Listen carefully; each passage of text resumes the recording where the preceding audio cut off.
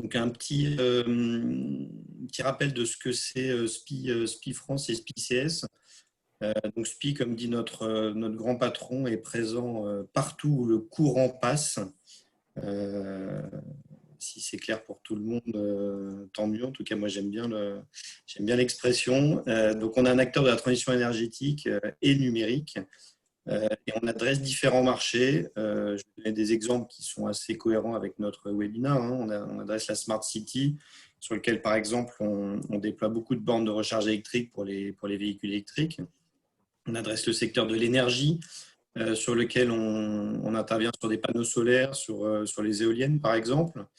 On intervient sur les smart buildings, donc surtout en termes d'efficacité énergétique. Et sur l'industrie, où là, par exemple, les projets, on va dire les projets phares du moment sont les projets autour de la maintenance prédictive, qui est un des sujets phares de l'industrie 4.0, où on a une alliance entre des métiers, on va dire, une expertise métier très forte de notre filiale industrie et l'expertise IT de SPI CS. Ce qui me permet de faire la transition avec SPI CS. Donc SPI CS, nous, on accompagne les entreprises dans leur transformation numérique sur l'ensemble du territoire français. Donc on a vraiment on va dire cet ADN de transformation comme nos autres filiales France.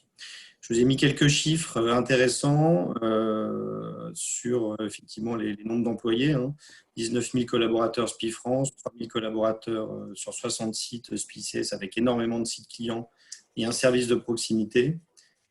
Donc c'est effectivement autant de trajets, domicile, travail, client et beaucoup de véhicules de service et de fonction qui sont sur la route.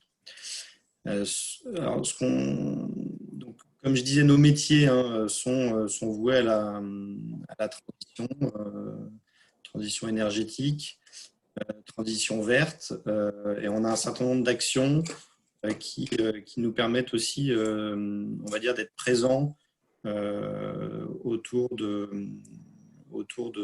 bien-être des citoyens, des collaborateurs ou des citoyens, et d'avoir des actions en faveur de l'environnement. Donc, ça, c'est une news très récente. On est signataire de l'Alliance pour la relance verte. C'est important. Et juste un point avant de passer à l'autopartage. Chez SPI, on propose des transformations digitales donc au service d'énormément de choses, comme vous avez pu le comprendre. Et on essaie de trouver un équilibre intéressant avec un numérique responsable.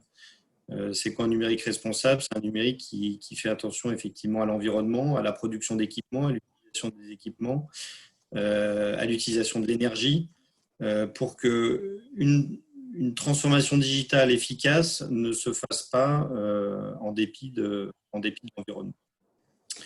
Voilà, donc tout ça, ça montre bien que c'est bien notre ADN, la transformation. Et on a pris donc l'initiative de s'attaquer à la mobilité des employés en lançant un pilote d'autopartage avec FlexiMove. Donc la décision a été assez rapide. On est allé assez vite. L'objectif, c'était bien de faire comme on dit aujourd'hui, du design doing. Vous allez le voir dans ce que je vais expliquer par la suite. Donc, les objectifs de ce pilote. Le pilote, il est constitué de 4 voitures et 4 vélos électriques. Donc, c'est pas un très gros pilote, mais ça va nous permettre de tester un certain nombre de choses. Les objectifs qu'on s'est fixés,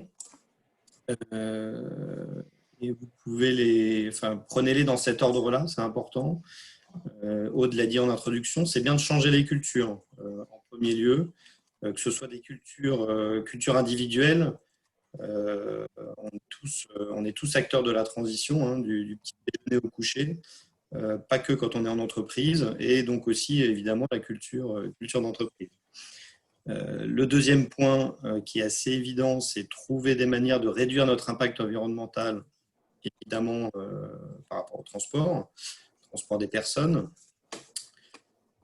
Le troisième objectif, il est il est de fidéliser et attirer les talents. Aujourd'hui, on sait que, et c'est pas forcément générationnel, on sait qu'il y a beaucoup de personnes qui sont vraiment susceptibles de changer de mode de transport. On parle beaucoup de changement de mode de vie aujourd'hui. Déjà, si ça peut commencer par le changement de mode de transport, ce sera bien. Donc, on est à peu près sûr que c'est une manière de fidéliser et d'attirer des nouveaux talents chez SPI. Et le dernier point, last but not least, c'est réduire nos coûts de transport d'une manière générale pour SPI ICS. Donc, associé à ça, on va bien sûr se fixer des objectifs et des capacités de mesure. Donc, pour le changement de culture, ce qu'on a prévu, c'est pendant toute la phase de pilote qui va durer 6 mois, de faire un certain nombre de sondages qui vont nous permettre si vous voulez, de mesurer, on va dire, la sensibilité et l'appétence de nos collaborateurs à ces nouvelles solutions de mobilité. Le deuxième point, c'est le suivi d'un indicateur d'émissions de CO2 qu'on suit déjà chez SPI. Donc, ça va être assez facile à regarder, à analyser. Et le dernier point, c'est la réduction des coûts, où on peut envisager sur typiquement des véhicules qui sont déjà en pool, avec une meilleure gestion, 20 à 30% de réduction du nombre de véhicules, ce qui est quand même très important. Donc nos chantiers à venir, alors le premier point, c'est de construire notre plan de mobilité, profiter du pilote, utiliser ce pilote pour construire ce plan de mobilité. C'est vraiment important de considérer qu'on va le faire. On va aussi apprendre en marchant. Et c'est pour ça que j'ai écrit concevoir une offre surtout avec et pour les collaborateurs. C'est-à-dire qu'on va vraiment construire cette offre de mobilité avec les collaborateurs. Aujourd'hui, on a énormément d'incertitudes sur ce que sont capables, ce que veulent et ce que sont capables d'accepter nos collaborateurs en termes de nouveaux modes de mobilité. Même si notre objectif est dans le chantier qu'on s'est donné, on va essayer d'accélérer les changements de culture, bien évidemment. Et je vais finir par définir notre ROI. Je n'ai pas dit définir le ROI, qui a un caractère très financier, mais définir notre ROI qui intègre les différents objectifs qu'on s'est fixés, c'est-à-dire le changement de culture, qui est vraiment notre objectif principal, et puis les objectifs financiers, environnementaux et attractivité. Voilà. Donc, je vais laisser la main à Timothée, qui va vous parler de sa capacité d'accompagnement des clients comme nous. Il y a peut-être des questions, Anaïs? Je vérifie les questions. Du coup, il y avait une question de Mathilde sur le ROI, qui est bien le retour sur investissement. C'est vrai qu'on parle en acronyme, mais c'est bien ça. Et une question sur le plan de mobilité. Est-ce que c'est un plan sectoriel privé ou un plan public? Je ne suis pas sûr de comprendre la question. Je suis pas sûr de comprendre la question. Peut-être que Timothée a une idée sur le sujet. Timothée, tu es en mute. Effectivement, merci. Ouais, bonjour à tous. Non, effectivement, il n'y a pas de point d'interrogation sur cette phrase. Du coup, est-ce que c'est vraiment une question? Mais en fait, il y a deux niveaux de plan de mobilité, effectivement, pour le secteur privé ou pour le secteur public, où en gros, les modalités derrière de déploiement, par exemple, de certaines actions sont différentes, entre autres mutualisées ou pas. Ou aussi les déclinaisons, par exemple, sur les forfaits mobilité durable, où là, les décrets ne sont pas les mêmes pour les deux structures. Donc, c'est peut-être pour comprendre si vous le faisiez dans un contexte de collectivité ou secteur privé, mais vous êtes plutôt une entreprise privée, donc je pense que c'est plutôt une démarche privée. Ok, non, mais je comprends la question. Alors, effectivement, on est une entreprise privée, donc on va construire un plan de mobilité pour SPI. Après, on est créatif. Moi, mon poste, je suis en charge de l'innovation pour SPI. Je me dois d'être créatif. Et on a évidemment des idées en tête pour avoir un impact un peu plus fort. Et avec FlexiMove, c'est possible sur peut-être les entreprises qui sont à proximité de SPI sur notre siège de Malakoff, et pourquoi pas sur d'autres sites par la suite. et travailler aussi avec évidemment la commune sur des sujets ou avec des voisins divers et variés pour augmenter, on va dire, l'offre et mutualiser ce type d'offre avec plus d'acteurs. Donc, on peut imaginer effectivement un mix dans ce cadre-là d'actions privées au sens privative SPI et plus large. Super. Et est-ce que SPI a mis en place un forfait mobilité durable? Ça va faire partie des chantiers qu'on va mettre en œuvre dans les 6 prochains mois, là, sur la fin de l'année. Ok. Et alors, pour être plus concret au niveau des vélos, ou enfin en fait des véhicules, est-ce que ce sera des trajets uniquement professionnels ou est-ce qu'il y aura une possibilité pour le trajet domicile-travail? Alors, c'est une très bonne question. Chez SPI, on a beaucoup de règles de sécurité, sécurité de la personne, hein. Donc, on fait très attention à nos collaborateurs, en particulier sur leur trajet. Donc, le vélo sera beaucoup plus utilisé pour des trajets, on va dire, perso. Pourquoi pas en cours de journée pour aller acheter son sandwich, pour faire une pause, etc. Et pour le domicile-travail, sachant qu'on n'est pas du tout pour que nos collaborateurs prennent des 2 roues pour des trajets professionnels pendant la journée. Ok. Et une question aussi qui est l'idée de mettre 4 vélos électriques à disposition, et je rajoute, il y a aussi 4 voitures. Est-ce que ça risque pas de créer de la frustration pour les collaborateurs avec seulement 4 du coup? Ah bah, si on arrive à un point de frustration, ça sera une très très bonne nouvelle. Ça veut dire que le pilote fonctionne très bien et qu'on aura eu des bons retours des utilisateurs. Donc j'attends avec impatience cette frustration. Super. Bon, il y a beaucoup de questions, du coup, il faut que je choisisse. On va prendre du temps à la fin aussi. Oui, tout à fait. Et si on n'a pas pu répondre à toutes les questions aussi, on fera un retour par mail sur les questions auxquelles on n'a pas pu répondre. Je vais en chercher une dernière avant de passer à Timothée. Une idée du montant des économies envisagées? Alors le montant des économies, il va être proportionnel à ce que j'ai indiqué tout à l'heure. Donc typiquement sur un site où on a un pool de voitures déjà partagé, si je prends cet exemple-là, hein, un pool d'une dizaine de voitures, on peut imaginer, ça reste à prouver, hein, c'est pour ça qu'on se fixe ces objectifs, on ne sait pas si on les atteindra, on peut imaginer 20 à 30% de réduction du nombre de véhicules, c'est-à-dire 2 à 3 véhicules en moins. Donc globalement, alors après ça dépend, vous verrez les chiffres après hein, dans la suite de la présentation. Ça dépend si on parle de voitures de service ou de voitures de fonction, mais on économise 2 ou 3 fois 6 à 10 000 euros par véhicule. Et puis surtout, quand on arrive à transférer des personnes de voitures thermiques, par exemple, à des voitures électriques, si je ne prends pas l'exemple du vélo, on diminue aussi fortement notre empreinte carbone, ce qui est non négligeable. Super. Et je vais lire une dernière question, mais plutôt qui va me servir de transition avec Timothée. Emmanuel qui demande « Sur quoi vous basez-vous pour affirmer que beaucoup, et pas seulement des jeunes, sont prêts à changer de mode de transport ?» Donc, ça nous rappelle qu'il y a un gros travail à faire sur le changement de mentalité et du coup, l'accompagnement au changement des entreprises. Alors, je vais peut-être juste faire une petite anecdote là-dessus. Chez nous, on a effectivement un peu toutes les générations. Donc, il y a des jeunes qui émettent clairement ce souhait et on a aussi des moins jeunes, comme par exemple mon directeur général ou le directeur, le DAF, qui eux-mêmes sont déjà des adeptes du vélo. Ou comme le directeur général, qui ont déjà une voiture électrique qui est elle-même partagée. Donc, tout ça pour dire que les cultures, ce n'est pas qu'une question effectivement d'âge, et qu'on voit des exemples divers à tous les âges de volonté aussi de changer de mode de fonctionnement par rapport aux véhicules, et en particulier aux sacro-saints véhicules de fonction.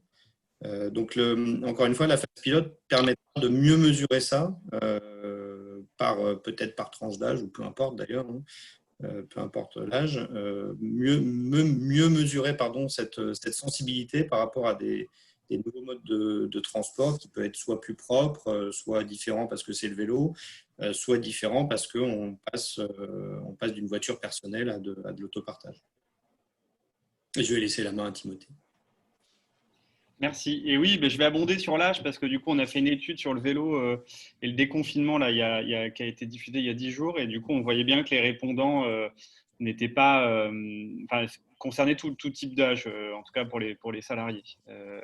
Et il y a une autre source intéressante, c'est l'âge d'acquisition des VAE aujourd'hui. Quand vous regardez les gens qui achètent ces vélos, alors bon, comme ils sont un peu plus chers, on peut se dire effectivement que c'est des gens qui ont un peu plus d'argent, mais il y a aussi une population de plus de 35-40 ans qui est quand même extrêmement importante. Donc voilà.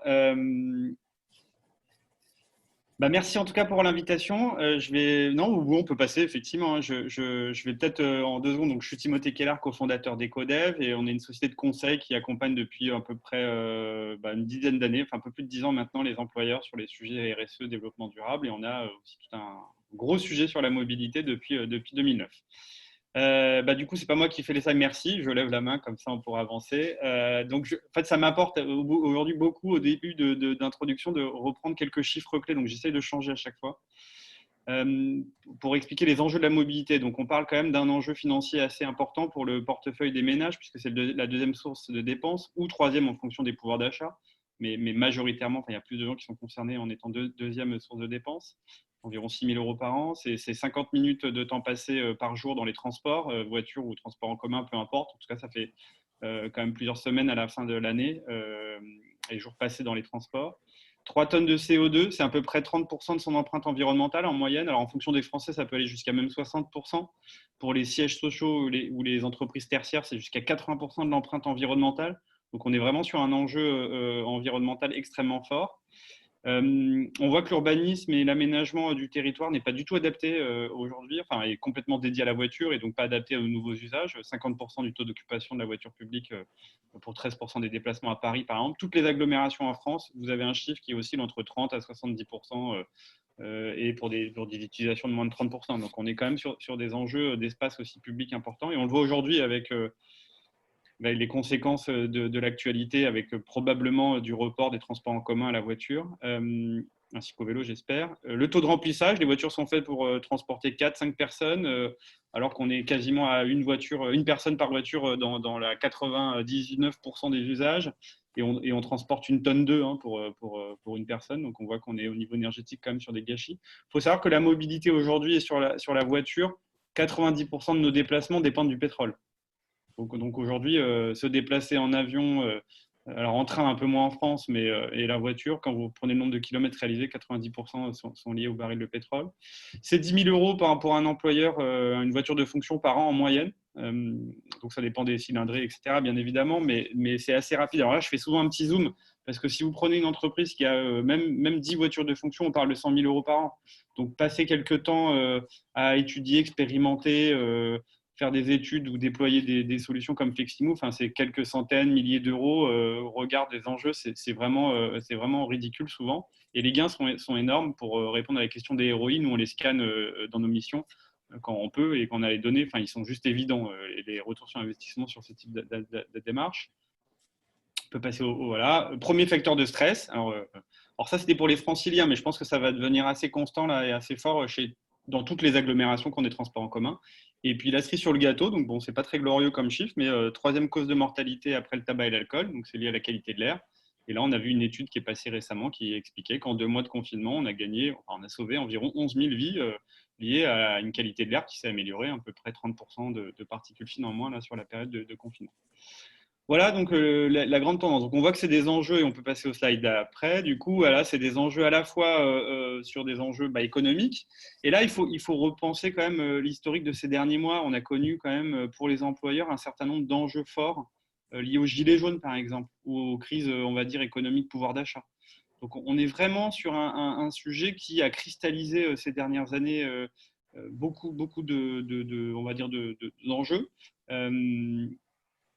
Et on voit aujourd'hui que là, il y a par exemple une nouvelle actualité avec le forfait mobilité durable, qui a été d'ailleurs une des questions en disant voilà, est-ce que SPI va le déployer, c'est 400 €, etc. par an. Alors, il y a toujours ceux qui voient le verre à moitié vide en disant que ce n'est pas grand-chose, mais 400 € pour beaucoup de Français, c'est énorme. Et je vais reprendre un chiffre que je n'ai pas mis avant, mais le salaire médian français moyen est de 1 780 €. Donc, il faut remettre dans le contexte. 400 €, ça fait 33 € par mois à peu près pour déployer la mobilité durable. C'est vraiment pas énorme, mais en tout cas, on est sur des enjeux économiques assez forts. Les enjeux environnementaux, je ne reviens pas dessus, je l'ai parlé tout à l'heure, bon, c'est à peu près 30 à 50%. Alors là, il y a peut-être un zoom, c'est que quand vous prenez la réglementation la plus à jour en France sur le sujet, la loi d'orientation des mobilités, qui fixe des objectifs de réduire de 37,5% l'empreinte carbone à horizon 2030, on est sur des chiffres qui sont 2 fois moins élevés que ce qu'on devrait faire pour suivre les tendances du GIEC et avoir notre trajectoire de degrés. Donc, bon, on a parlé en introduction haute de l'urgence climatique ou des crises à venir, etc. Mais clairement, quand vous mettez des chiffres derrière ces sujets, et c'est notre métier, c'est d'accompagner les employeurs en mettant des données objectives et chiffrées, on voit quand même qu'on a des enjeux extrêmement forts. Et si je reprends la pollution et la qualité de l'air, les chiffres sont sous-estimés. Mais on parle de 50 000 morts par an en France. Enfin, voilà, on peut faire des comparaisons par rapport à la crise actuelle. Même si je ne veux pas faire des classements de crise ou de catastrophes et d'enjeux sanitaires, ce n'est pas du tout mon propos. C'est de dire que 50 000 morts par an sur la qualité de l'air, ça passe inaperçu. Et 50 000 morts, ce n'est pas négligeable. Les enjeux sociaux, Emmanuel l'a dit dans son introduction, marque employeur, par exemple. Les jeunes aujourd'hui, les milléniums et d'autres d'ailleurs, ou les urbains ou en périphérie, ne veulent plus forcément avoir une voiture de fonction historiquement, ne veulent plus avoir le même management, avoir les mêmes habitudes de déplacement. Et quand vous êtes sur des grandes agglomérations, passer autant de temps dans les embouteillages au détriment de voir sa vie de famille, etc., ce n'est plus supportable pour un certain nombre. Et les employeurs ont un vrai sujet d'aider et d'accompagner ces sujets.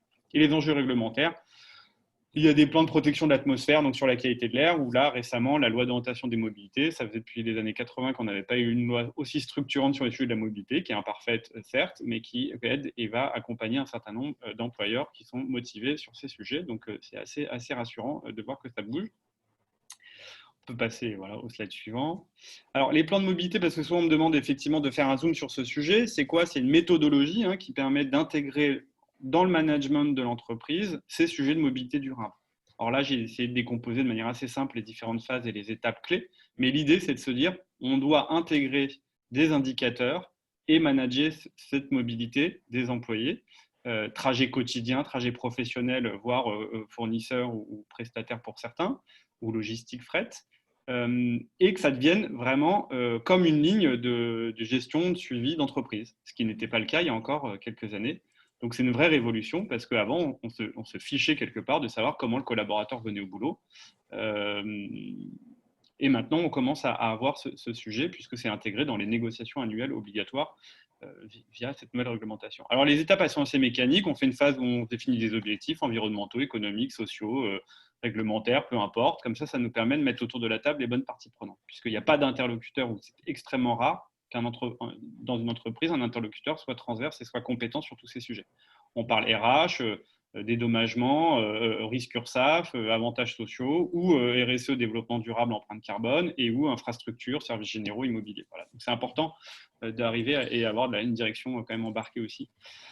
Après, on fait une phase d'accessibilité, donc sur des données quantitatives et qualitatives. On regarde d'où viennent les collaborateurs, comment ils se déplacent, comment on peut accéder au site. Je dis données quanti et quali parce que c'est bien de savoir qu'on peut venir en transport. Par contre, si c'est saturé, ça marche moins bien. Si on peut venir en vélo, mais qu'il y a des pistes qui ont des ruptures cyclables, c'est aussi difficile de préconiser, etc. On regarde la compatibilité des horaires. Une fois qu'on a fait ça, on questionne les collaborateurs pour comprendre justement leurs freins, leurs habitudes, et puis leur appétence à changer leurs habitudes. Parce que vous avez beaucoup de gens qui veulent changer rapidement et qui peuvent, et d'autres qui ne peuvent pas.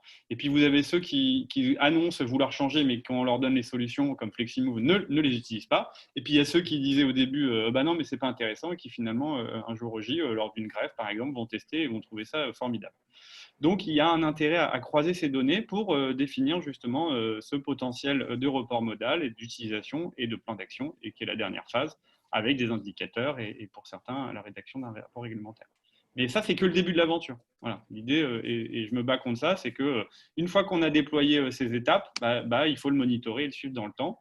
Et donc, du coup, les facteurs clés de succès, c'est une conduite de changement et une communication permanente. L'idée, c'est d'avoir une boîte à outils que vous utilisez en pic de pollution, en grève, en période sanitaire compliquée, lorsqu'il y a des enjeux divers et variés de mobilité, ça peut être la pluie, la météo, comme la neige, qui aident finalement à ce que l'employeur fasse tester. Et ça, c'est peut-être le point le plus important, c'est-à-dire que c'est très compliqué de changer ses comportements.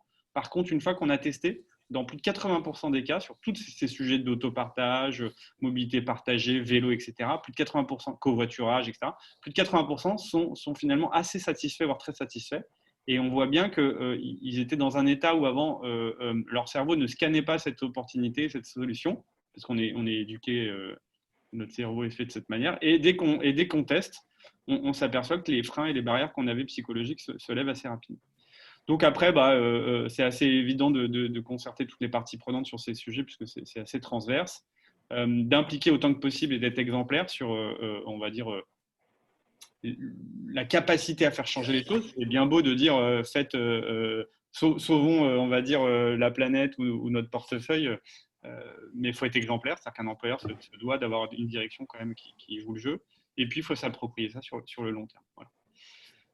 Hop. Et pour finir, donc, on a des enjeux actuels qui sont quand même des enjeux assez martiens au regard des politiques publiques de ces dernières années et des politiques d'employeurs, parce que ça fait 40 ou 50 ans qu'on pousse à développer les infrastructures de transport en commun ou routières, et là, on va se retrouver avec une situation où on va avoir une désaffection quand même des transports en commun. Là, on le voit sur le report modal en ce moment. Du coup, les employeurs se doivent de commencer de plus en plus à intégrer ces sujets de manière très factuelle.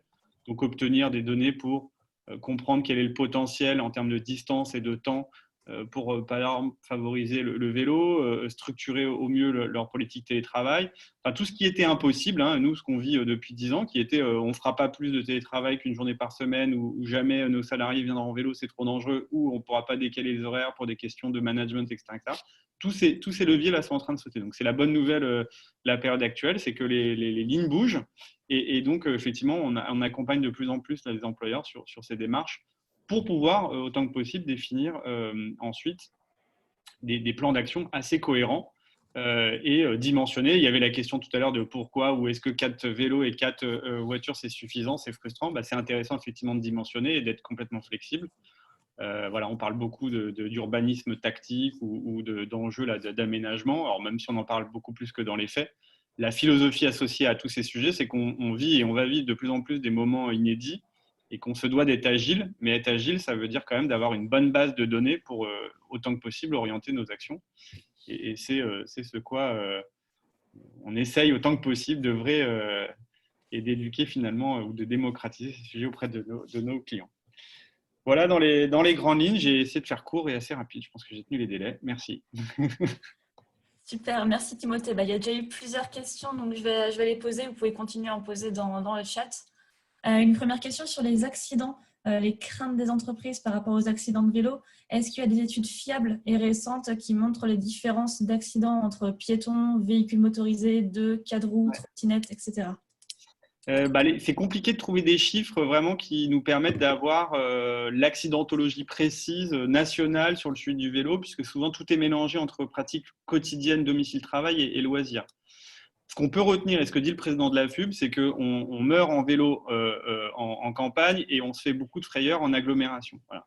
Et souvent, quand vous regardez la mortalité, elle est souvent liée à de la pratique loisir, dans des routes, on va dire, de campagne sinueuses, et puis c'est le choc assez violent avec la voiture. Si vous prenez l'accidentologie, par exemple, à Paris, que je regarde régulièrement, vous avez entre 0 et 5 cyclistes qui meurent par an, là où vous avez 10 à 20 ou 30 piétons par an. Donc, on voit, voilà, après, il y a plus de piétons, bien évidemment, que cyclistes, mais on voit que l'accidentologie, finalement, sur les trajets domicile-travail, et si on joue que sur cette partie, on est sur une accidentologie extrêmement faible. Et en fait, pourquoi ? Il y a plusieurs raisons. C'est parce que les professionnels du vélo, on va dire, ou les gens qui utilisent leur vélo quotidiennement, n'ont pas le même matériel pour la plupart, ou n'ont pas la même formation et les habitudes qu'une pratique loisir. Donc on mélange tout, et je fais souvent une comparaison.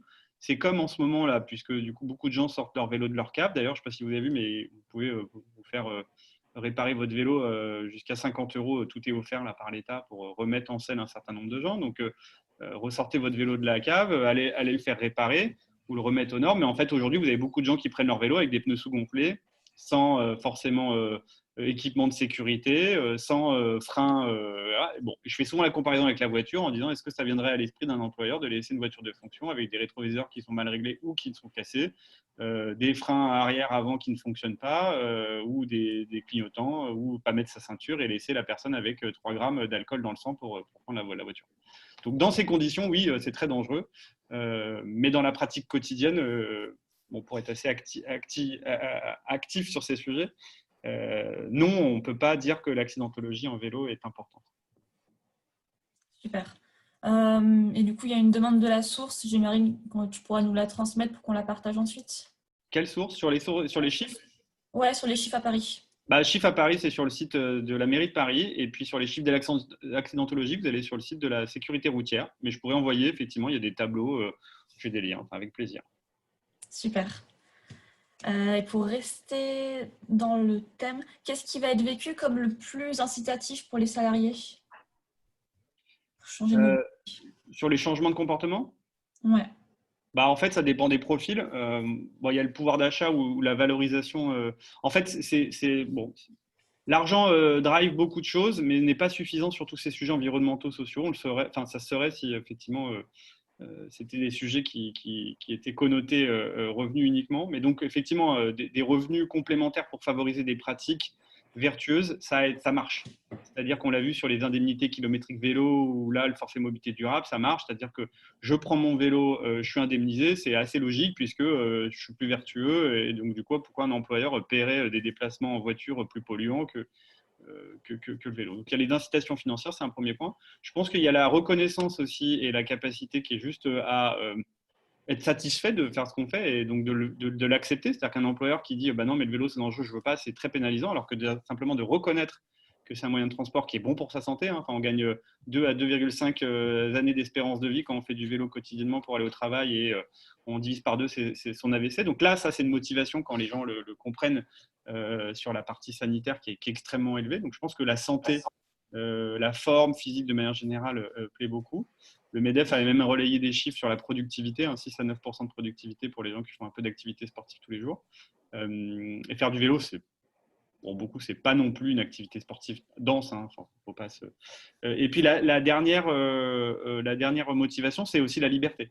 Je pense qu'il y a une flexibilité, une liberté dans ces transports, on va dire qui sont partagés, par exemple, qui sont extrêmement agréables. Vous n'êtes plus forcément propriétaire, vous n'avez plus l'entretien, la gestion quotidienne en cas de vol. Voilà. Donc il y a aussi une appétence de plus en plus de se dire je suis libre, je choisis. Un jour, je prends le vélo, un jour, je prends la voiture, un jour, je prends les transports, un jour… Enfin, voilà. Il y a aussi ce levier qui est extrêmement important à mes yeux. Super. Et une dernière question, il y a déjà eu des réponses dans le chat, mais pour ceux qui ne le regardent pas, je la repose. Quelles lignes budgétaires sont à prendre en compte dans le calcul du coût moyen d'une voiture de fonction? Là, sur les 10 000 €? Oui, du coup.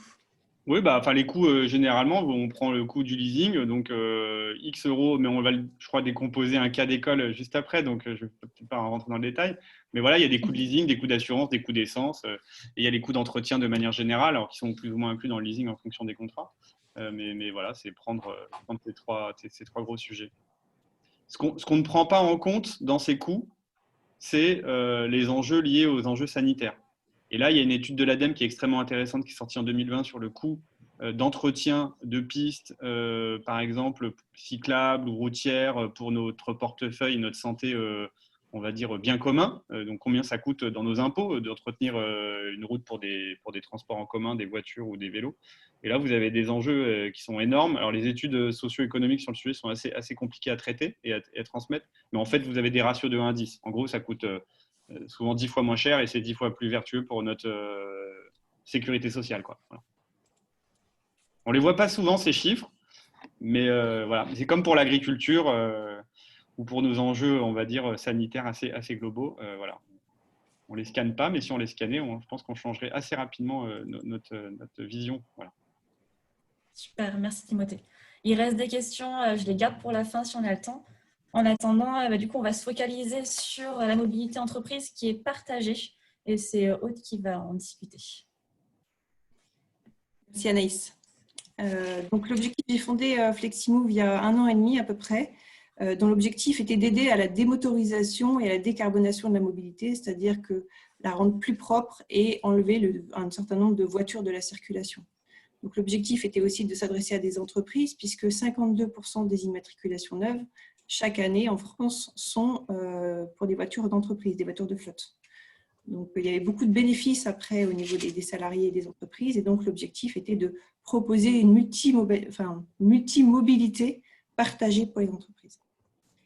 Donc, les enjeux, si je reprends le slide de Timothée tout à l'heure, il y a différents types d'enjeux qui répondent en fait aux problématiques actuelles économiques, environnementales, sociales et réglementaires. Et la mobilité partagée tique en fait chacune des cases et répond à tous ces enjeux. Donc, c'était aussi l'intérêt d'une mobilité partagée, sachant qu'on passe de plus en plus d'une économie de propriété à une économie d'usage et à un service. Donc maintenant, on a un service de l'usage de la voiture et non plus à vouloir sa voiture individuelle à tout prix. Les premiers emplois ne riment plus maintenant avec première voiture, ou de moins en moins en tout cas. Donc, on est en train de voir cette disparité-là, et notamment au niveau des plus jeunes, ou les 18-24 ans, il y en a à peu près la moitié qui ne se projettent pas avec une voiture personnelle à l'avenir. Donc ça, c'est un vrai changement de mentalité qu'il va falloir intégrer aussi dans les entreprises et proposer d'autres choses, notamment au niveau des voitures de fonction. Donc quand on parle du partage, de quoi est-ce qu'on parle réellement ? On a dans les entreprises souvent du partage déjà fait, en fait, comme M. Jourdain faisait de la prose. Il y a des voitures de service qui existent, donc c'est vraiment le niveau 0 du partage, c'est-à-dire qu'il y a un certain service, une dizaine de personnes à peu près, qui se partagent une voiture avec une clé qui se balade et un cahier pour pouvoir écrire qui a pris la voiture et quand. Donc ça, c'est vraiment une possibilité. Après, on voit de plus en plus dans les entreprises aussi du partage de vélos, de trottinettes ou de scooters, dans l'objectif de faire une multimobilité et d'apporter en fait à chaque collaborateur la mobilité nécessaire à son trajet et non plus avoir une mobilité subie avec un type de véhicule, sa voiture en permanence, mais de pouvoir l'adapter et de pouvoir choisir en fait sa mobilité. Donc dans le partage, il y a différents types. Donc il y a des entreprises qui proposent de manière silotée des vélos, des trottinettes, des voitures, et puis également il y a des agrégateurs qui agrègent un certain nombre d'entreprises, et encore plus loin avec un niveau de service encore plus guichet unique, en tout cas au niveau interlocuteur commercial et assistance, on a les intégrateurs, un peu à la mode FlexiMove, où l'objectif est de pouvoir consolider tout le service pour une simplicité maximale. Par rapport à ça, il faut que les utilisateurs puissent très facilement accéder à ces outils, à ces différents véhicules, à ces outils de mobilité, via notamment, donc, à minima, comme je disais tout à l'heure, une clé qui se promène et un cahier pas toujours bien rempli d'ailleurs pour pouvoir dénoncer certaines amendes ou des stationnements non payés. Donc, c'est toujours le problème de la voiture qui n'appartient à personne. En tout cas, là, c'est avec une application, c'est bien intégré. En termes de projection de réservation aussi, puisqu'il y a un agenda où on peut réserver dans un mois, par exemple, le 25 juin de 14h à 18h. On a une réunion à ce moment-là à l'extérieur, donc c'est facile de pouvoir le réserver à l'avance. Donc le tout avec la clé de voiture qui est aussi directement intégrée à l'application. Donc ça, c'est vraiment le tout intégré, en 2-3 clics, je réserve et j'utilise en fait le moyen de transport le plus intégré nécessaire. Donc ça, c'est le partage avec différents niveaux et différentes propositions qui peuvent être complémentaires. Aussi, notamment l'autopartage, par exemple, est extrêmement complémentaire du covoiturage. Les gens s'arrangent pour arriver au bureau avec différents collègues ou autres, mais une fois qu'ils sont sur place, ils ont besoin de moyens de transport et donc l'entreprise peut offrir. Également, on en voit aussi beaucoup actuellement qui ont des demandes de qu'est-ce qui peut remplacer les transports en commun pour sécuriser les trajets professionnels et de proposer de la mobilité avec le gel hydroalcoolique dans la boîte à gants, etc., ou des vélos, permet de rassurer les collaborateurs qui doivent faire des trajets professionnels et éviter de saturer en heure de pointe les transports en commun. Alors après, pour prendre, il y a différents slides, différents types d'économies potentielles. Donc il y a des économies directes. Donc on va prendre l'exemple d'un site de 250 personnes avec 10 voitures de fonction ou de statut et 5 voitures de service. Donc là, la voiture de fonction-service sont un peu plus petites parce qu'on a voulu vraiment être prudent sur les chiffres par rapport à ce qu'avait présenté Timothée et des 10 000 € tout à l'heure par an. On a baissé volontairement pour pas avoir des chiffres, enfin, qu'il y ait des chiffres concrets, donc à 8 200 € par an. Et l'idée, c'est de se dire, si on a les chiffres de l'ADEME où on se dit qu'en moyenne, et c'est ce que souhaite aussi SPI, mais réduire la flotte de 30% globalement, on sait qu'il y a des salariés qui ne souhaitent plus avoir de voiture de fonction, donc ils peuvent avoir un crédit mobilité à la place. Et puis les voitures de service, plutôt que de les concentrer sur différents services, de pouvoir les ouvrir à tous les collaborateurs, donc c'est inclusif et c'est ça qui est aussi intéressant, c'est-à-dire que ça évite de les réserver à 10 personnes et ça rationalise leur utilisation. Et donc là, on peut aussi en retirer, souvent il y en a trop, en termes au regard du pourcentage d'utilisation globale, et donc on peut retirer également 2. Donc si on dit qu'on retire donc 3 voitures de fonction et qu'on remplace par des crédits mobilité et qu'on retire 2 voitures de service, on a une économie bas de page à peu près de 30 000, un peu plus de 30 000 € en prenant vraiment des sommes très basses. Donc au regard de 15 voitures, c'est linéaire, hein, on a à peu près 2 000 € par voiture et par an, peut-être un peu plus même en fonction du type de voiture que vous avez en flotte, qui peuvent être économisées. Donc c'est énorme, c'est-à-dire qu'effectivement pour des flottes de 250 voitures, vous êtes déjà à plus de 300 000 €. Donc le retour sur investissement est extrêmement rapide. Donc ça, c'est le premier point. Il y a un deuxième point aussi qui est la valorisation du bâti. Quand vous avez votre entreprise avec un parking donc de proximité où on peut proposer un hub de multimobilité pour les salariés, vous avez une attractivité notamment au niveau RH de talent ou une rétention de talent qui fait que on peut estimer aussi une réduction des coûts de prospection au niveau recrutement. Ça permet notamment aussi d'utiliser le week-end ou le soir, et donc ça permet aussi aux salariés d'éviter d'avoir une deuxième voiture personnelle, parce que finalement, on se rend compte qu'une voiture mise en partage réduit de 5 à 8 le nombre de voitures autres que le partage. Et donc, ça permet de libérer aussi de l'espace de parking qui sont souvent saturés, notamment en hyperurbain. Et puis également, il y a un gain sur les notes de frais. On n'a plus besoin de prendre de taxi, on n'a plus besoin de louer de voiture. Enfin, en tout cas, ça diminue fortement cela. Ça évite de prendre sa voiture avec des kilométrages à redonner, des frais de parking parce qu'on peut faire du vélo. Donc, au global, quand on voit que le transport représente 35% du montant total des notes de frais des salariés, c'est intéressant de pouvoir le prendre en compte.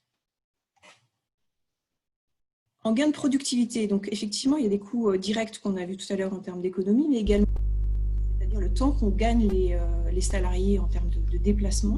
Et donc là, on prend l'exemple d'une société de conseil d'environ 100 personnes à la Défense.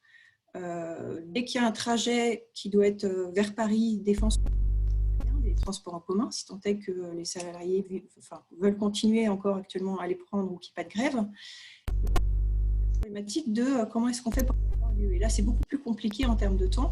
Et donc, ils ont estimé que le déplacement, le temps gagné pour la cinquantaine de personnes par jour qui étaient en déplacement, était d'environ 3 jours hommes par semaine, donc soit un gain en fonction du coût moyen de la masse salariale de 43 000 € sur l'année. Le coût du partage, c'est là si on ajoute des voitures, donc c'est 2 Zoé électriques équipées d'un boîtier permettant de les relier en digital à l'application FlexiMove par exemple, 2 places de parking, on estime ça à plus de 16 000 € l'année. Donc, ce qui fait une économie totale de 22 000 € bas de page et un ROI au bout de 6 semaines. Pour reprendre encore un autre cas d'usage, donc ça c'est un gain de temps entre 2 sites grâce au vélo. Il y a 5 vélos sur cet emplacement-là en haut de la page et 5 vélos sur plus bas, qui concernent 300 collaborateurs qui doivent faire des allers-retours assez fréquemment entre les 2 sites, qui sont à 17 minutes à pied, donc un petit peu loin, enfin ça se fait hein, globalement, facilement, mais bon, ce n'est pas forcément dans les habitudes et les usages actuellement. Il y a des tramways, mais 15 minutes en moyenne, et puis il y a des voitures qui, avec des parkings saturés de part et d'autre, fait que finalement, ça ne sert à rien d'essayer d'y aller en voiture. Donc le vélo permet de passer 6 minutes, donc ça c'est vraiment des temps MAPI que vous voyez sur la carte. Le vélo met 6 minutes pour relier les 2 sites. Donc c'est extrêmement simple, en plus il y a des pistes cyclables. de le faire. Et en fait, ça fait 20 minutes aller-retour gagné par rapport à prendre une voiture ou y aller à pied. Donc, ce qui permet de regarder par rapport à une productivité globale, c'est un gain de 46 000 € par an. Et donc, une économie totale, si on compte le vélo, la maintenance, l'entretien, etc., de 20 000 € par an au minimum. Sachant que 10 minutes gagnées par jour et par personne, ça fait une semaine gagnée par an au total en termes de productivité. C'est énorme, ça va très très vite. Donc globalement, pour refaire tout ce qu'on vient de voir en termes d'économie, il y a une rationalisation de la flotte qui est possible. On peut vraiment réduire la flotte et c'était l'objectif aussi de Fleximove, de pouvoir le proposer. Et ça nécessite souvent un accompagnement, Timothée vous en a parlé. Donc avec un gain qu'on peut estimer à 2 000 €, on pourra en reparler après en privé ou autre si vous voulez faire des calculs. Enfin, ça permet quand même de donner un ordre d'idée sur le nombre de voitures totales de fonctions ou de services de vos flottes. Ça valorise également le bâti. Quand on voit que les frais de recrutement sont entre 5 et 10 000 € par individu, ça vous donne une marge de progression possible. Et en plus des actions concrètes RSE, on s'est aperçu que sur ces actions concrètes, il y a un jeune sur 3 qui souhaite choisir maintenant son entreprise en fonction des actions concrètes RSE qu'elle peut proposer. Donc, c'est quelque chose qui peut être aussi encore plus attractif. Économie sur notes de frais. Donc, les notes de frais sont au niveau de transport de 800 € par an. On estime à peu près gagner 200 € par an et par collaborateur. Sachant qu'en plus, le traitement des notes de frais est assez coûteux aussi en termes de productivité, puisque de nombreuses personnes relisent des notes de frais. Il y a des traitements, etc. Et donc, ça joue aussi sur l'économie potentielle. L'intercity, donc en vélo et ou en voiture, ça marche aussi, mais là, dans ce cas-là, c'était le cas des vélos, et donc c'était un gain net de 20 000 € par an. Les temps de transport qu'on a vu avec la société de conseil de 22 000 € par an. Après, effectivement, en fonction de la taille de voiture, en fonction de où est-ce que l'entreprise est située, est-ce que c'est en périurbain, en centre-ville, en fonction du nombre de déplacements et des besoins de déplacement. Il y a vraiment des choses à la carte qu'il faut pouvoir mettre, analyser ou tester directement pour pouvoir tout de suite avoir un compte-rendu de ce que ça peut donner. Et puis évidemment, ça c'est des choses qui ne sont pas évaluables en monnaie sonnante et trébuchante, mais la qualité de vie au travail que ça induit pour les salariés, de pouvoir utiliser une voiture qui appartient à l'entreprise de manière gratuite pendant leur journée pour faire des trajets professionnels, voire personnels en fonction de la politique de l'entreprise, c'est vraiment quelque chose d'important. C'est un nouveau service, un service innovant pour les collaborateurs. Ça répond à la réglementation, donc aux différentes réglementations dont nous a parlé Timothée tout à l'heure, mais la loi sur l'orientation des mobilités. Ça permet de répondre aussi à la maîtrise des budgets liés à la nouvelle fiscalité avec la WLTP pour ceux qui connaissent le sujet, et puis de répondre aussi aux problématiques RSE des entreprises. Donc ça, c'est quelque chose aussi dont il faut tenir compte au niveau de la mise en place d'une solution telle que celle-là. Est-ce que vous avez des questions ?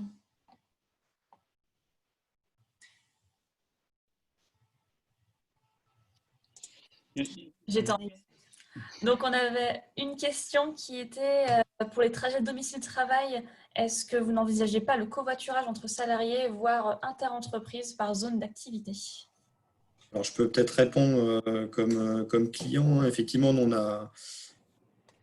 Alors, je vais répondre à plusieurs questions que j'ai vues précédemment. On a énormément de sites répartis partout en France avec des personnes qui habitent en province. On n'est pas que parisiens ou pas que grandes villes. Donc, effectivement, il s'agit d'adapter des solutions et de trouver des solutions, surtout de construire des solutions qui sont, je pense, assez différentes selon les localisations. Donc, l'autopartage, comme a dit Aude, c'est une partie de la solution, mais qui n'est pas suffisante. C'est-à-dire que si on pousse nos employés à faire de l'autopartage, ce qu'on a fait nous jusqu'ici, c'est bien, mais s'ils n'ont pas de solution au bureau pour aller voir un client, pour faire un aller-retour dans la journée, ça va moins les pousser à faire de l'autopartage. Ils préféreront avoir leur propre véhicule. Après, pour les personnes qui habitent plus qui sont à 50 km, je ne sais pas, du bureau, c'est sûr qu'on va un petit peu moins les pousser à venir en vélo au bureau. Ça va peut-être être un peu compliqué. Quoiqu'avec un bon VAE, on peut y arriver. Mais Donc il faut vraiment construire des solutions. Comme dit Timothée, et là il sait sûrement mieux que moi, il y a énormément de solutions qui existent partout. Le gros enjeu, et en tant qu'entreprise, on doit être un acteur là-dessus, c'est justement de les repérer, ces solutions, et d'arriver à les connecter, à construire quelque chose de viable par type de profil, par localisation géographique, par temps de trajet, par utilisation, etc. Je voulais compléter parce que j'ai vu passer des messages qui sont très judicieux d'ailleurs sur la différence zone rurale et agglomération. On voit bien effectivement qu'en zone rurale, on a une offre qui est beaucoup moins large. Après, moi, je ne veux pas non plus rentrer dans le stéréotype du type à Paris, il y a tout et à la campagne, il n'y a rien. Donc, ça veut dire à Paris, on peut tout changer, à la campagne, on ne peut pas changer. C'est complètement faux. Il faut revenir sur les chiffres. Aujourd'hui, si vous prenez les enquêtes ménages et les déplacements, vous avez pour tout type de vos trajets, une distance dans 50% des cas qui est inférieure à 5 km et en voiture seule. Donc aujourd'hui, les chiffres sont quand même… Alors après, sur les enquêtes ménages, vous pouvez avoir un trajet en faisant une étape à la crèche, et donc c'est moins de 5 km pour aller à la crèche et moins de 5 km pour aller au boulot. Donc en fait, c'est peut-être 9 km. Mais en moyenne, les distances domicile-travail, c'est de l'ordre de 11 à 14 km en fonction des agglomérations, si c'est en zone rurale ou en zone plutôt urbaine dense. Donc si on prend ces chiffres, on peut se dire que même si on les divise par deux, vous avez 25% des gens qui prennent tous les jours leur voiture pour faire moins de 5 km pour aller au boulot. Vous avez des moyennes de l'ordre de 11 à 14 km. Donc, prendre un VAE, par exemple, pour faire 11 km, c'est 25 minutes de temps de parcours à 30 minutes ou 35 dans le pire des cas, avec une autonomie aujourd'hui extrêmement pertinente pour le faire. Donc, en fait, quand vous regardez les chiffres, c'est un peu comme tout le monde…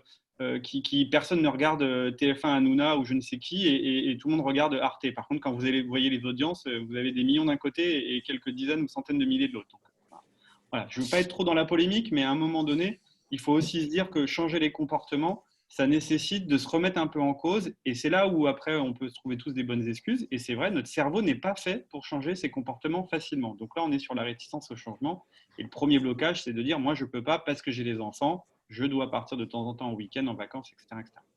Il n'empêche que quand on prend un train ou quand on prend un avion, bizarrement, on s'organise suffisamment bien pour ne pas le louper ou pour le prendre. Et voilà. Par contre, et je finirai là-dessus, ça fait depuis les années quand même 60-70 que la moitié du budget publicitaire en montant à la télévision, c'est le monde automobile qui l'a, avec quand même un urbanisme dédié à la voiture. Donc ça fait 30 ou 40 ans que le monde de l'automobile nous matraque et nous démontre que c'est le meilleur moyen de transport. Et c'est vrai, il est hyper confortable, il est hyper agréable, on est libre et on est autonome, etc. Mais aujourd'hui, on a des enjeux climatiques, énergétiques et de pouvoir d'achat qui font qu'on ne peut plus s'imaginer vouloir être tous en voiture seuls. Ce n'est plus possible. Voilà. Donc après, je comprends que ça soit compliqué, il y a plein de freins, et j'ai essayé de citer des cas où j'ai des agglomérations en Aveyron, donc on peut pas faire. J'ai de la famille là-bas, donc j'en parle en connaissance de cause. C'est des zones extrêmement rurales où ils ont mis des expérimentations de vélos, voitures partagées qui fonctionnent bien, mais c'est 1, 2, 3, 5% des gens qui sont prêts à les utiliser et qui sont les plus innovants. Donc ça va peut-être mettre plusieurs générations. Malheureusement, on n'a pas plusieurs générations, mais pour changer ses comportements. Voilà. Donc oui, c'est dur. Par contre, quand on regarde les chiffres, le potentiel, il est énorme. Donc, voilà, il faut aussi savoir se remettre en cause et peut-être analyser déjà soi-même ses déplacements pour se dire est-ce que j'ai besoin de sa voiture quand on a le réflexe voiture. C'est un peu long, désolé. Hein, mais en tout cas, les questions t'ont fait circuler le sang, c'est bien, Timothée. Ouais, non, mais c'est la journée. Hein. Bon, mais c'est logique, hein, voilà. Et pour terminer, du coup, on n'a plus beaucoup de temps, mais j'avais promis que je poserais la question dans le chat, donc maintenant je suis engagée. Est-ce que vous pouvez faire un lien avec la logique de l'économie, de la fonctionnalité et son impact sur les grandes tendances en 2 minutes? Les grandes tendances, sur quelles grandes tendances? D'une manière globale sur l'économie de la fonctionnalité ou en 2 minutes? Alors là, je pense qu'il faudrait peut-être une conversation un peu plus comment dire, privée, parce que c'est vrai qu'on va bientôt aussi finaliser et ça pourrait demander beaucoup de temps. Je propose à la personne qui a posé la question de pouvoir me contacter sur mon mail, qu'on puisse en discuter de vive voix par la suite. On est bientôt en fin. Il va falloir conclure. Peut-être une dernière question après, Anaïs. Non, mais peut-être pour compléter, moi je vois très bien effectivement, de toute manière, si on regarde de manière assez macro, plus on est sur la planète, plus on se déplace, parce que c'est ce qui se passe, hein, on est de plus en plus et on se déplace de plus en plus et on a de moins en moins d'énergie pour se déplacer. 90% de ce qui nous permet de se déplacer, c'est le pétrole. Donc à un moment donné, et l'AIE, qui est l'Agence internationale de l'énergie, dit en 2025, rupture d'approvisionnement de pétrole ou augmentation des coûts énormes. Donc 2025, c'est dans 5 ans. Si on continue au rythme à laquelle on continue à croître sur la planète, on va plus pouvoir se déplacer aussi facilement, voilà, parce qu'on est trop dépendant du pétrole. Donc effectivement, ça a quoi comme conséquence? Et c'est là où je trouve que la question ou la remarque est extrêmement pertinente, c'est qu'on ne peut plus rester propriétaire de tous nos usages habituels. Mais ça marche aussi bien pour notre perceuse que pour notre voiture au final. Et donc, c'est là où intervient l'économie circulaire ou l'économie de la fonctionnalité ou les économies collaboratives qui ont un point commun qui est de partager plus. Parce que nos usages, et c'est vrai, 90% du temps, voire 98% du temps, une voiture est à l'arrêt sans personne. Et donc, du coup, on commence à se dire, est-ce que ça ne serait pas mieux de partager? Donc, voilà, c'est pour une parenthèse, mais ça me paraît important, parce que même Barack Obama vous dit, c'est les enjeux de notre siècle ou d'autres grands politiques. Donc, ce n'est pas uniquement une conversation d'écolo.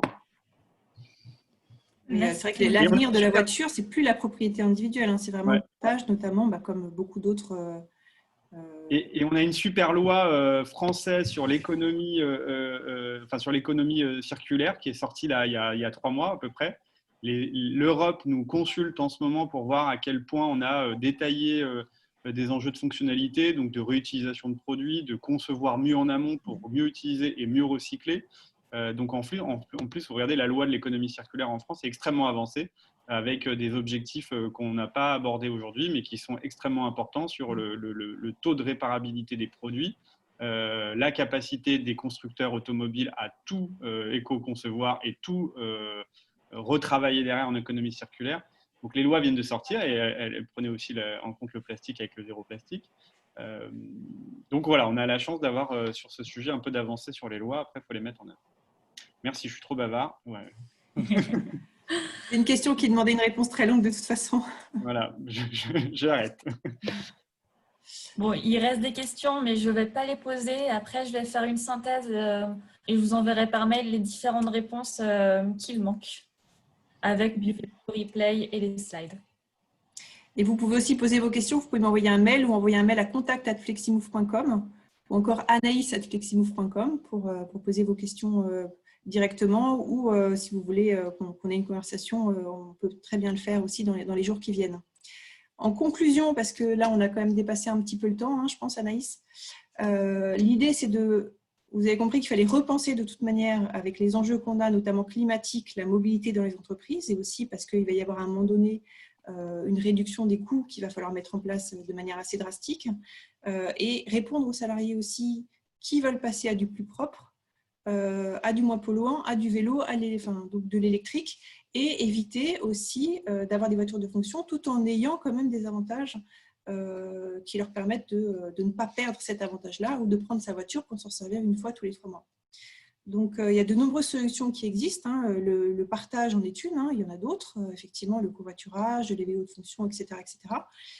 Tout ça nécessite des accompagnements. Tout ça nécessite aussi des tests qui peuvent être très rapides, comme ce qu'on a vu là avec SPI Communication, pour avoir des données quali et quanti assez rapidement, tout en faisant en parallèle en fait, des analyses sur les mobilités et les plans de mobilité. Donc, pour pouvoir être assez rapide en fait, et assez flexible, pouvoir s'adapter aux besoins de chaque entreprise qui a des besoins propres en fait, en fonction effectivement de son lieu géographique, de sa typologie de répartition d'âge ou de besoins de déplacement. Donc, merci beaucoup Emmanuel et Thibaut pour votre participation et témoignage à ce webinaire. Merci Anaïs pour les questions et merci à vous tous d'avoir suivi ce webinaire. Je vous donne rendez-vous pour le prochain dans 1 mois à peu près. Anaïs vous tiendra au courant de la date, toujours sur le sujet des mobilités alternatives en entreprise. Et puis, vous pourrez revoir ce webinaire sur notre chaîne YouTube. Anaïs vous enverra également toutes les informations. Et merci beaucoup à tous. Et donc, à bientôt. Merci pour l'invitation. Merci, bravo. C'était